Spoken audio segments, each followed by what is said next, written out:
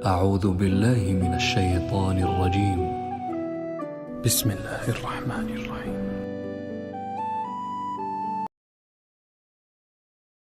عزیز دوستو، بزرگوں اور بھائیوں، حضرت سیدنا ابراہیم خلیل اللہ اعلیٰ نبی نام علیہ الصلاۃ والسلام کا تذکرہ قرآن مجید نے کئی جگہوں پہ بیان فرمایا ہے۔ نبی پاک صلی اللہ تعالی علیہ وسلم نے ارشاد فرمایا ہے کہ میں ملت ابراہیم پہ ہوں۔ حضرت ابراہیم علیہ الصلاۃ والسلام کے سیرت کو، سوانح کو، ان کی زندگی کے واقعات کو قرآن مجید نے متعدد مقامات پہ بیان کیا ہے۔ انبیاء کرام علیہم السلام 1,24,000 کم و بیش ہوئے، لیکن دین اسلام میں نبی پاک علیہ السلام کی امت میں جو مقام حضرت ابراہیم کا ہے وہ بس انہی کا ہے۔ ان کی زندگی ایک بڑی خوبصورت، بڑی منفرد اور مسلمانوں کے لیے بڑی اسوہ نور دینے والی زندگی ہے۔ نبی پاک صلی اللہ علیہ وسلم نے فرمایا، میں اپنے باپ حضرت ابراہیم کی دعا بن کے دنیا میں آیا ہوں۔ اور پھر محبوب پاک سید عالم صلی اللہ تعالی علیہ وسلم نے اپنی امت میں بھی جناب ابراہیم کے طریقے کو جاری رکھا۔ صحابہ نے قربانی کے بارے میں حضور سے پوچھا، ما ہذہ الاضحیہ، یا رسول اللہ صلی اللہ علیہ وسلم یہ قربانی کیا ہے؟ تو فرمایا، سنت ابیکم ابراہیم، یہ تمہارے باپ حضرت ابراہیم کا طریقہ ہے، یہ تمہارے باپ حضرت، حالانکہ قربانی نبی پاک صلی اللہ علیہ وسلم کا بھی طریقہ ہے، لیکن فرمایا تمہارے باپ حضرت ابراہیم کے ذکر کو باقی رکھا۔ اللہم صلی علی محمد وعلی آل محمد کما صلیت علی ابراہیم وعلی آل ابراہیم، ان کے تذکرے کو باقی رکھا دین کے اندر۔ حضرت ابراہیم بڑی امتیازی شان والے نبی ہیں، بڑی امتیازی شان والے۔ رب کریم کا وہ دوست جس نے کوئی چیز بچا کے نہیں رکھی، ہر شے ہی اپنے رب کی بارگاہ میں پیش کر دے۔ چند چیزوں سے انسان کو بڑا پیار ہوتا ہے، گھر اسے بڑا پیارا ہوتا ہے۔ وہ بڑا خوبصورت ہوٹل، 5 سٹار ہوٹل میں رہا، وہ اسلام آباد گیا، کسی سفر پہ گیا تو بڑے اعلیٰ قسم کے اس کو کھانے ملے، بڑی چیزیں ملی، لیکن کبھی دائیں کروٹ کبھی بائیں کروٹ۔ تو ساتھ بیڈ پہ دوست تھا تو اس نے کہا صاحب سو جاؤ، تو اس نے کہا یار جو مزہ اپنے گھر میں سونے کا ہے وہ کسی اور جگہ تھوڑی ہے۔ گھر بڑا پیارا ہوتا ہے، انسان کو لگاؤ ہوتا ہے، جس بے تکلفی سے، سکون سے، آرام سے انسان اپنے گھر میں وقت بتاتا ہے، کہیں اور مشکل ہو جاتا ہے۔ دوسرا، انسان کو اولاد بڑی پیاری ہوتی ہے، بڑی عجیب شے، نہ ہو تب بھی بڑا دکھ ہے، اور ہونے کے بعد بھی اس کی بڑی آزمائشیں۔ یہ بڑی ایک میٹھی چیز ہے۔ اولاد ایک بڑا عجیب سا میوہ ہے، پتہ نہیں یہ کس انجیکشن کا نام ہے کہ چھاتی پر چڑھ جائے تو اللہ سکون عطا فرما دیتا ہے، پتہ نہیں کس ٹھنڈی دولت کا نام رب کریم نے اولاد رکھا ہے، بڑی پیاری ہوتی ہے اولاد۔ پھر تیسری چیز، انسان کی اپنی جان ہے،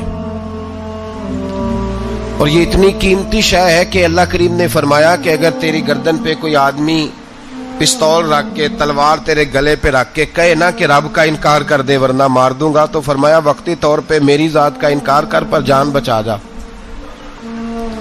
اگر تم مرنے کے قریب ہو گیا ہے اور حرام شے کھائے بغیر تو بچ نہیں سکتا، مر جائے گا، تو فرمایا چل تو اس طرح کر، حرام کھا کے جان بچا، پر جان بچانا فرض ہے، ضروری ہے۔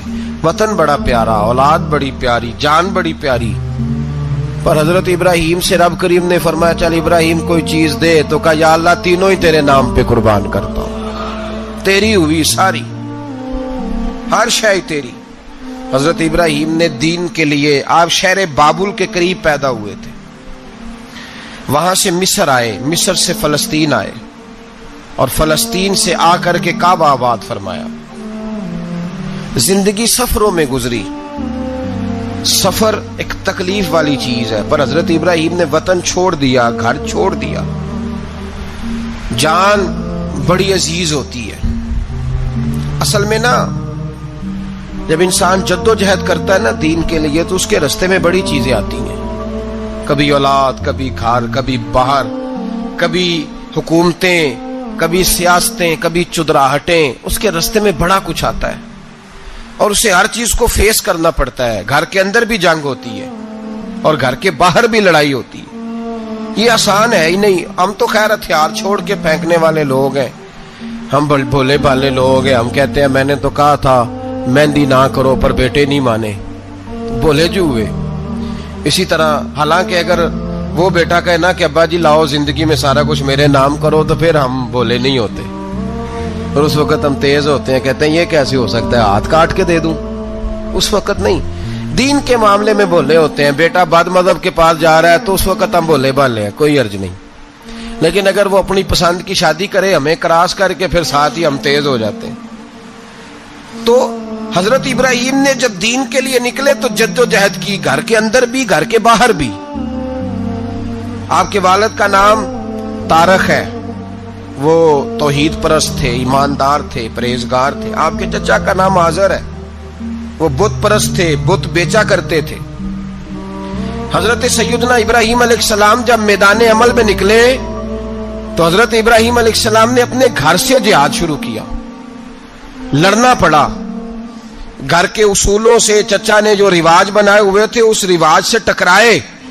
فرمایا میں اپنے گھر کے اندر یہ بت پرستی نہیں ہونے دیں گا. چچا کو ایک دفعہ نہیں بار بار 100 دفعہ سمجھایا. آپ کا چچا بت بنا کے بیچا کرتا تھا. حضرت ابراہیم علیہ السلام تھوڑے بڑے ہوئے تو کہنے لگا کہ چلو میرے ساتھ، تم بھی بت بیچنے ہیں، ہمارا کاروبار ہے. حضرت ابراہیم ساتھ نکلے تو بت پکڑا ہے. گندے پانی کے اندر اس بت کو ڈبوتے ہیں، کہتے ہیں کسی نے خریدنا ہے تو خرید لو، نہ یہ نفع دے سکتا ہے نہ نقصان دے سکتا ہے. جو اپنا آپ نہیں بچا سکتا تمہیں کیا بچائے گا، خریدنا ہے تو خرید لو. چچا کہنے لگا تو کاروبار چمکا رہا ہے کہ تباہ کر رہا ہے. گھر میں بڑے معاملات خراب ہوئے، جھگڑے ہوئے، لیکن حضرت ابراہیم علیہ السلام ایک منٹ کے لیے بھی اپنے گھر کے اندر بھی کمپرومائز کرنے کو تیار. یہ تھوڑا مشکل میں نے پہلو چھیڑ دیا ہے، یہ تھوڑا مشکل پہلو چھیڑ دیا ہے. بڑا سمجھدار آدمی ہے پر بیوی سے پردہ نہیں کرا سکتا. سیانا ہے، پنچایت کا بندہ ہے، جو اس سے آپ کہیں گے وہ بات یہ سنائے گا، لیکن کہتا ہے نہیں جی میں نے کوشش کر لی ہے. کس قسم کی کوشش ہے صاحب، کیسے ہو گیا؟ حضرت ابراہیم علیہ السلام نے گھر کے اندر سے فرمایا نہیں کرنے دوں گا. گھر کے اندر بھی ٹکرائے. فرمایا تم جو بھی ہو پاش پاش کیا چچا کے اصولوں کو. اور باہر جب نکلے تو صرف علاقے کے چیئرمین سے نہیں ٹکرائے، ایم پی ایم این اے وزیر مشیر سے نہیں ٹکرائے. سپر پاور نمرود دنیا کا واحد حکمران تھا اس وقت، دوسرا کوئی حکمران ہی نہیں تھا. اکیلے حکمران سے جا کر ٹکرائے. کوئی ساتھ فوج نہیں تھی، کوئی ساتھ ان کے طاقت بظاہر دنیا داری کی کوئی نہیں تھی، پر حضرت ابراہیم جا کے ٹکرائے. اور میرے رسول پاک صلی اللہ علیہ وسلم نے سند بیان کی. فرمایا افضل الجہاد کلمۃ الحق عند سلطان الجابر. فرمایا سب سے افضل جہاد یہ ہے کہ تو ظالم بادشاہ کے سامنے کھڑے ہو کے حق بات بیان کر دے. یہ سب سے بڑا جہاد ہے. یہ سب سے افضل الجہاد کلمۃ الحق عند سلطان الجابر، سب سے بڑا جہاد. حضرت ابراہیم کھڑے ہو گئے، سپر پاور سے ٹکرائے. یہاں ہم لوگ حکمتوں کا شکار ہیں، دیکھیں گے، کریں گے، سوچیں گے. اور مولوی صاحب کو ویسے کہتے ہیں آپ پرہیز کریں سیاسی باتوں سے. بھئی اللہ کے ہر نبی نے جا کے وقت کے ظالم حکمران کو لتاڑا ہے، للکارا ہے. یہ تو مشن انبیاء ہے. حضرت سیدنا ابراہیم علیہ السلام نے جو اس کو جا کے کہا کہ تو جھوٹ بولتا ہے، تو جھوٹا ہے، تو خدائی کا دعویٰ کرتا ہے، تو بہت بڑا ظالم ہے. اور قرآن مجید نے اس ساری بات کو بیان فرمایا. حضرت ابراہیم علیہ السلام سے کہنے لگا میں رب ہوں. تو آپ نے فرمایا میرا رب تو وہ ہے جو زندہ کرتا اور مارتا ہے. تو پھر آپ حق بات بیان کریں گے تو اللہ مارے گا کہ بندہ مارے گا؟ کچھ بھی نہیں ہوتا، کیونکہ زندگی موت کس کے ہاتھ میں ہے؟ اللہ کے ہاتھ میں. زندگی موت اللہ، کچھ بھی نہیں ہوتا. انسان صحیح سمت کا تعین کرے اور صحیح چلے. حضرت علی شیر خدا سے کسی نے کہا تھا کہ آپ کے بڑی دشمنی ہے، کوئی محافظ رکھ لیں. آپ فرمانے لگے موت خود بہت بڑی محافظ ہے، وقت سے پہلے آتی ہی نہیں، بڑی محافظ ہے وقت سے پہلے۔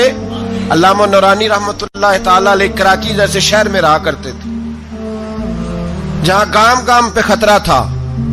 لوگوں نے کہا حضرت اتنے بڑے لیڈر ہو، آپ کی جماعت کی 62 سیٹیں ہوئی قومی اسمبلی میں، ایک ایسا وقت بھی آیا تو کوئی ایک آدمی بندوق والا۔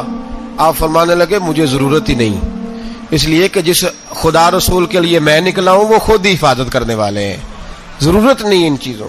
تو بھائی حضرت ابراہیم ٹکرائے اور آپ کا انداز کیا ہے؟ جا کے کہا کہ تو نہیں، خدا وہ ہے جو زندہ کرتا، اور اس نے ایک بیوقوفوں جیسی دلیل دی۔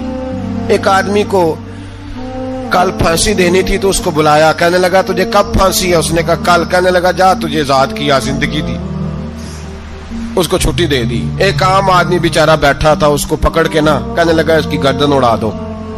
کہنے لگا دیکھ لو میں بھی زندہ کرتا اور مارتا ہوں، وہ جو کل مرنے والا تھا میں نے زندہ کر دیا ہے، اور جس کو پتہ ہی نہیں تھا کہ میں نے مرنا ہے اسے پکڑ کے میں نے مار دیا ہے۔ یہ بیوقوفوں جیسی دلیل ہے۔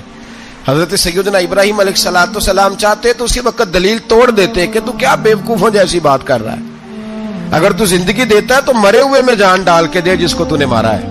لیکن حضرت ابراہیم نے دیکھا کہ بیوقوف ہے، بیوقوفوں سے بحث نہیں ہوتی، دلیل بدل لی جاتی ہے، ان کی عقل کے مطابق بات کی جاتی ہے۔ حضرت ابراہیم فرمانے لگے میرا رب وہ ہے جو سورج مشرق سے نکالتا ہے اور مغرب میں غروب کرتا ہے، تو اگر رب ہے تو تو مغرب سے نکال کے مشرق میں غروب کر۔ فبہت الذی کفر، کافر لاجواب ہو گیا، اس کے پاس اس چیز کا کوئی جواب نہیں تھا۔ علامہ اسماعیل حقی نے خوبصورت فقرہ لکھا ہے، خوبصورت جان ڈال دی ایک جملہ کہہ کے۔ حضرت سیدنا علامہ اسماعیل حقی رحمت اللہ علیہ فرمانے لگے چونکہ نمرود بیوقوفوں جیسی باتیں کر رہا تھا، اگر وہ یہ کہہ دیتا نا کہ میں سورج کو نکالتا ہوں مشرق سے، میں غروب کرتا ہوں معاذ اللہ مغرب میں میں نکالتا ہوں، تو آپ اپنے رب سے کہیے کہ وہ مغرب سے نکال کے مشرق میں غروب کرے۔ علامہ اسماعیل حقی فرماتے ہیں رب کریم کی آواز قدرت تھی، مالک حضرت ابراہیم علیہ السلام کے اس اگر وہ کہہ دیتا اور حضرت ابراہیم دعا کر دیتے تو رب کریم نے فرشتوں کو تیار بٹھایا ہوا تھا، فرمایا اگر یہ کہہ دے میرے خلیل سے کہ سورج مغرب سے نکال کے مشرق میں غروب کرنا ہے تو تیار رہنا، جس طرح خلیل کہیں گے ویسے ہی کر دیں گے۔ واتخذ اللہ ابراہیم خلیلا، ابراہیم ہمارا دوست جو ہوا، جیسے کہے گا ویسے کر دیں گے۔ حضرت سیدنا ابراہیم علیہ السلام کی باتوں کا جب جواب نہ دے سکا، دلیل نہیں بندہ دیتا، پھر لڑائی کرتا ہے، پھر جھوٹے موٹے اعتراض کرتا ہے۔ دلیل ختم ہوتی ہے تو لوگ ذاتیات پہ اترتے ہیں، کہتے ہیں یہ کھانستا صحیح نہیں، دیکھتا صحیح نہیں، دلیل ختم۔ اب ذاتیات پہ اترے، کہنے لگے مجھے پتہ چلا ہے کہ یہ فلانی جگہ گیا تھا تو وہاں جا کے اس نے اس طرح کیا ہے۔ پھر لوگ ذاتیات پہ اترتے ہیں، جب دلیل کا جواب دلیل سے نہیں دے پاتے پھر ذاتیات پر اتر کر حملے کرتے ہیں۔ حضرت ابراہیم کے دلائل کا جواب نمرود نہ دے سکا تو کہنے لگا کہ اس کو آگ میں ڈال دو۔ قوم گئی ہوئی تھی ساری، آپ نے بات سنی ہوئی ہے، میں نے صرف اشارہ دینا ہے، میلے پہ تو حضرت سیدنا ابراہیم علیہ السلام نے سارے بت توڑ دیے، کلاڑا بڑے بت کی گردن پہ رکھا، واپس آئے، کہنے لگے بت کس نے توڑے ہیں؟ تو فرمایا اس سے پوچھ لو جس کی گردن پہ کلاڑا ہے۔ کہنے لگے یہ تو بول ہی نہیں سکتا، تو فرمانے لگے بڑے بیوقوف ہو جو بولتا ہی نہیں، سنتا ہی نہیں، اپنا آپ نہیں بچا سکتا، اس کی پوجا کرتے ہو؟ کہنے لگے پکڑو دلیلیں ختم ہو گئی، اس کو آگ میں ڈالو۔ بہت بڑی حویلی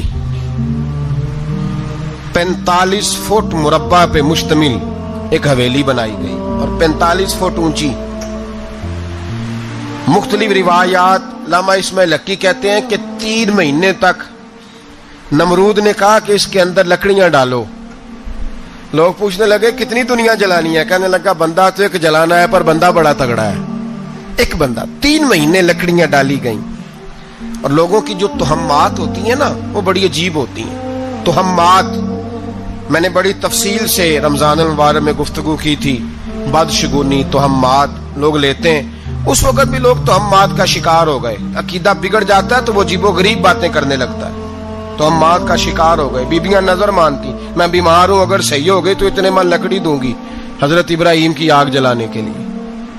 ایک عورت لے کے جا رہی ہے لکڑیاں, تو ایک نیک دل آدمی نے اس سے پوچھا کہاں جا رہی ہو؟ کہنے لگی میں نے منت مانی تھی تو حضرت ابراہیم علیہ الصلوۃ والسلام کو معاذ اللہ جلانے کے لیے لکڑیاں لے کے جا رہی ہوں. تو وہ رب کریم کے بندے کہنے لگے تو ڈھونڈتی رہے گی, تجھے وہ جگہ ملے گی نہیں. وہ بی بی کئی مہینے گھومتی رہی, جگہ ہی نہیں ملی جہاں لکڑیاں ڈالنی تھی, ماری گئی. تو ہمات کا شکار ہوئے بہت سارے لوگ. تو ہمات کا بھائی, تو ہمات دین کے اندر منع ہے. تو ہمات دین میں کوئی نظر ماننا, کوئی کسی بزرگ کے مزار پہ جا کے سالے ثواب کے لیے کوئی چیز ماننا, یہ تو درست ہوا.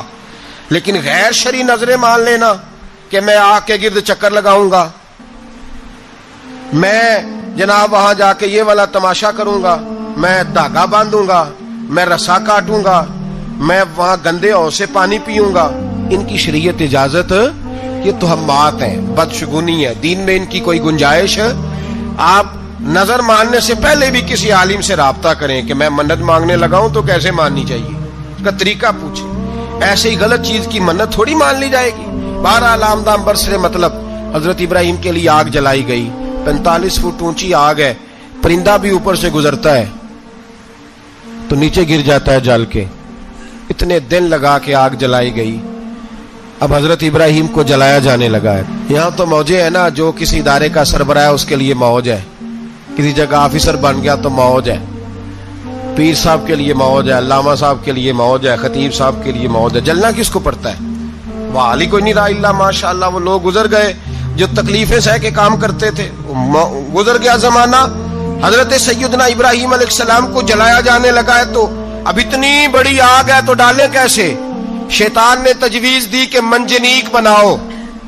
منجنیق, بڑے بڑے بانس باندھ کے ان کے نیچے رسا باندھو. وہ جس طرح جھولنے کے لیے جھولا بنایا جاتا ہے, اس طرح ایک منجنیق پرانے زمانے میں اس میں پتھر رکھ کے پھینکے جاتے تھے دشمنوں پہ. وہ منجنیق بنائی گئی کہ دور سے حضرت ابراہیم کو پھینکیں گے. ہاتھ حضرت ابراہیم کے باندھ دیے, پاؤں مبارک باندھ دیے, پوری زمین پہ ایک نام لینے والا خدا کا. اور اس کو آج رسیوں میں جکڑا ہوا ہے. جب پھینکا جانے لگا نا آگ میں, حوریں رونے لگی, فرشتے تڑپنے لگے, اے اللہ یہ کیا ہونے لگا ہے؟ ایک تیرا خلیل اور وہ بھی آگ میں. فرمایا جاؤ جا کے اس سے کہو اگر تمہاری مدد لیتا ہے تو اسے بچاؤ. ہوا کا فرشتہ آیا, کہا ابراہیم اگر تو کہے. او بھائی, ان چیزوں کو کہانی سمجھ کے نہ سنا کریں, یہ داستان نہیں, یہ وہ طریقے ہیں جو ہمارے رسول نے ہمیں اپنانے کا حکم ارشاد فرمایا ہے. جو عقیدے, یہ وہ نظریات ہیں جو ہمیں اوڑھنے کو کہا گیا. اپنے رب کریم کی رضا پہ راضی رہنے کے یہ وہ خوبصورت مواقع ہیں صوفیاء نے جن کو بنا کر سمجھا کر ہم تک پہنچایا ہے. یہ ہے اہل طریقت کی باتیں. وہ کہتے ہیں یار جس حال میں رکھے راضی رہنا ہے. حضرت ابراہیم علیہ السلام کو پھینکا جا رہا ہے, فرشتہ آیا, اے اللہ کے خلیل اگر حکم دو تو اتنی ہوا چلاؤں کہ نمرودی جل جائیں سارے, آگ ان پہ پھینک دی جائے. آپ نے فرمایا تو جا, تجھ سے مجھے کوئی کام نہیں. تھوڑی دیر کے بعد پانی کا فرشتہ آیا, کہا حضور اتنی بارش برساؤں گا کہ آگ بجھ جائے گی. فرمایا تو جا, تجھ سے کوئی کام نہیں. اب جب منجنیق میں رکھ دیے گئے, آگ میں جانے کا لمحہ ہے, تیاری ہے, حضرت جبریل امین حاضر خدمت ہوئے. کہا ابراہیم کوئی حاجت؟ فرمایا تجھ سے کوئی نہیں. کہا چلو مجھ سے نہیں تو رب کریم سے ہی بات کر لو, مجھے پتا ہے میں چھوٹا ہوں, آپ مجھ سے مدد کیوں لوگے, رب کریم سے ہی بات کر لیں. تو حضرت ابراہیم کہنے لگے جبریل یہ بتا, رب کو نہیں پتا اس کا خلیل کس حال میں ہے؟ اسے نہیں پتا میں کس حال میں ہوں, میرے ہاتھ بندے ہیں, پیر بندے ہیں آگ میں, اسے نہیں پتا.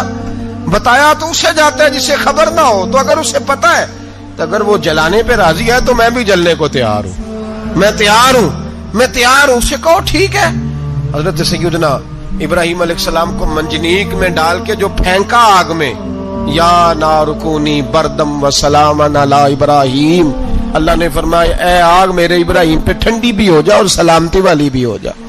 حضرت ابراہیم کو 2 فرشتوں نے بٹھا دیا زمین پہ. پھول کھلے ہیں, کونپلیں مہک رہی ہیں, کلیاں خوشبو دے رہی ہیں. حضرت ابراہیم نے سر سجدے میں رکھ دیا, سبحان اللہ والحمد للہ ولا الہ الا اللہ واللہ اکبر. حضرت ابراہیم اللہ کی تسبیح پڑھنے لگے, رب کریم کا شکر بجا لانے لگے. نکلے وہاں سے, कुछ दिन गुजर गए, निकले, हुक्म हो गया इब्राहिम इलाका छोड़ दो।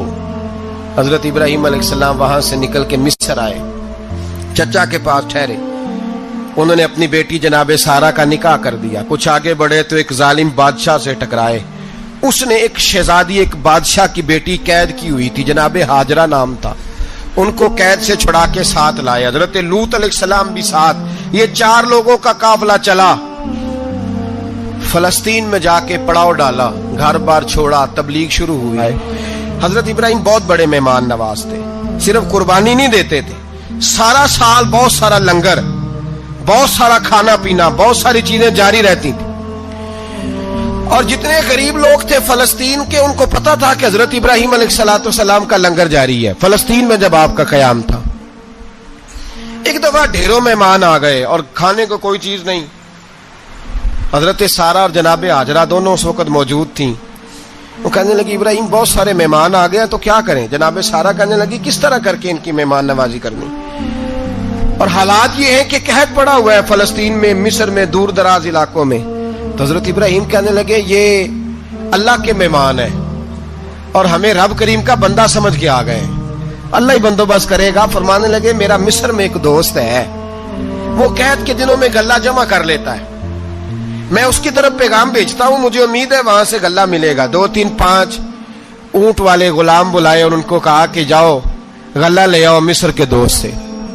वो लोग कहते हम गल्ला लेने गए, वहां जब पहुंचे तो हजरत इब्राहिम खलीलुल्लाह अलैहिस्सलाम का पैगाम दिया तो आपका वो दोस्त कहने लगा गल्ला तो बेशुमार था, मुझे खबर नहीं थी कि हजरत इब्राहिम का पैगाम आएगा, तो मैं तो सारा तकसीम कर चुका हूं, लोग ले गए, अब तो कोई शय नहीं।